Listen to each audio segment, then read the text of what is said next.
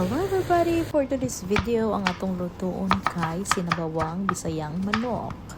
So magutad-tad diri sa atong mahiwagang tadtaran ug mga lamas sama sa garlic, onion para mga wala ang mga kalangsahan sa ilok sa manok.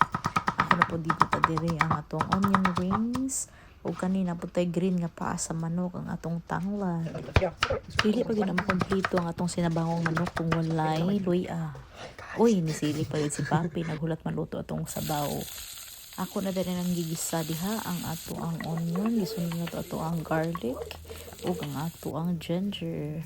Pag ni brown na, ako na din ang gililunod ang atong mga hiniwang bisayang manok. Tanawa na ninyo sa nakatambok kay yelo-yelo ang unod, diba? Dire sa Australia guys, ang tawag ang bisayang manok kay farm chicken. Ug mapalit ra pud ni siya sa mga Asian store. Napudain ko diri kapayas nga hilaw. Of course, mo ni ang pambansang sagol sa bisayang manok. Kay gakulo-kulo naman na ang sabaw diha ato na ning ilunod ang ato ang tanglad. Kabalo mo guys sa una kung mamahilig man gyud kay maglawoy. Tas iya gyud na permi sa gulan og tanglad. Iya din mga ilarong paggaluto. Kinsay gusto aning paa sa manok. Ang ending tanglad ra ito. Abi pud na ko kilod ng manok. O, sige, padayon na tamo na siya. Ako na din gilunod ang papaya kay nata naman ang atong manok. Kanang sa pikas day guys nga ako nagluto. Ni day ako nagluto na si Papi Chipoy.